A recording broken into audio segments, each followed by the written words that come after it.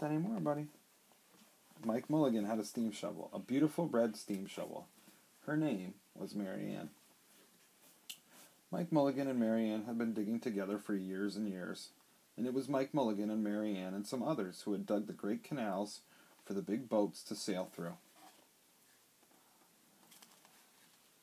It was Mike Mulligan and Mary Ann and some others who lowered the hills and straightened the curves to make the long highways for the automobiles.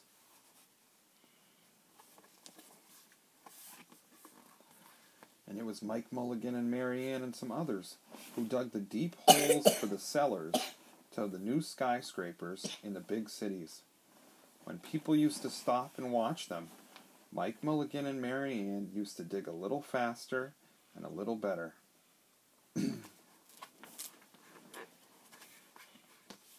Then along came the new gasoline shovels, the new electric shovels, and the new diesel motor shovels, and took all the jobs away from the steam shovels.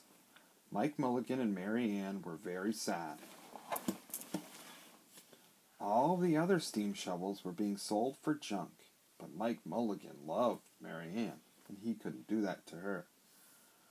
Then, one day, Mike read in the newspaper that the town of Popperville was going to build the new town hall. "We are going to dig the cellar to that town hall," said Mike to Mary Ann, and off they started. They left the canals, and the highways, and the big cities, where no one wanted them anymore, and they went out to the country. They crawled along slowly until they came to the little town of Popperville. When they got there, Mike Mulligan spoke to Henry B. Swap, one of the town selectmen. "I heard," he said, "that you are going to build the new town hall. Mary Ann and I will dig the cellar for you in just one day." "What?" said Henry B. Swap. "It would take 100 men at least a week." "Sure," said Mike, "but Mary Ann can dig that much as 100 men can dig in a week. She can dig in a day," though he wasn't quite sure if this was true. They started in early the next morning, and soon a little boy came along. "Do you think you'll finish by sundown?" he said to Mike Mulligan. "Sure," said Mike, "if you stay and watch us. We always dig a little faster and a little better if someone's here watching us." Then Mr. McGillicuddy, Henry B. Swap, and the town constable came over to see what was happening, and they stayed to watch. Mike Mulligan and Mary Ann dug a little faster and a little better. This gave the little boy a good idea. He ran off and told all of his friends in town, and they stopped to stay and watch. They made Mike Mulligan and Mary Ann dig a little faster and a little better. Cling, clang, cling, clang, the fire department arrived. They had seen the smoke and thought that it was fire. Then the little boy said, "Why don't you stay and watch?" And all the children had heard the fire engine from across the street at the school, and they couldn't keep their eyes on their lessons. So the teacher called a long recess, and the whole school came to watch. Now the girl who answered the telephones called up the next town and told them what had happened in Popperville. All of the people came over to see if Mike Mulligan and his steam shovel could dig the cellar in just one day. The more people came, the faster Mike Mulligan and Mary Ann dug. Never had Mike Mulligan and Mary Ann had so many people to watch them, and never had they dug so fast and so well, and never had the sun seemed to go down so fast. Dirt was flying everywhere, and smoke and steam were so thick that the people could hardly see anything but listen. Bing, bang, crash, slam, louder and louder, faster and faster.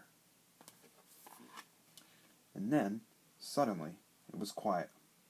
Slowly the dirt settled down, the smoke and steam cleared away, and there was the cellar, all finished. The sun was just going down, behind the hill. "Hooray!" shouted the people. "Hooray for Mike Mulligan and the steam shovel! They dug the cellar in just one day." Suddenly the little boy said, "How are they going to get out?" Mike Mulligan looked around at the 4 square walls and the 4 square corners, and he said, "We've dug so fast and we've dug so well that we've quite forgotten to leave a way out." Nothing like this had ever happened before in Popperville. Everybody started talking at once, and everybody had a different idea, and everybody thought that their idea was the best. Now, the little boy had another good idea. Why wouldn't we leave Mary Ann in the cellar and build a new town hall right above her? Let her be the furnace for the new town hall, and let Mike Mulligan be the janitor. Why not? Said the people. So they found a ladder and they climbed down into the cellar to ask Mike Mulligan and Mary Ann.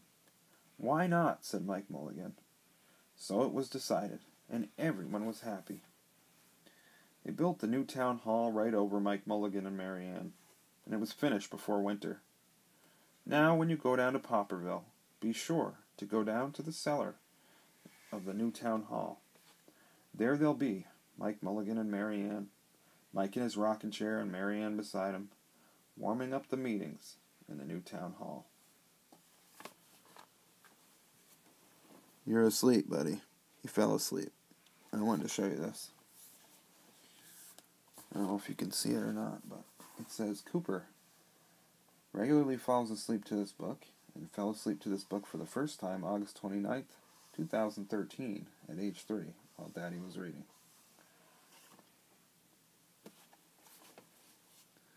Mike Mulligan and his steam shovel. Story and pictures by Virginia Lee Burton. I have to do that. Give credit where credit's due, right? Love you, buddy. Now you got this one forever. Sweet dreams, Cooper.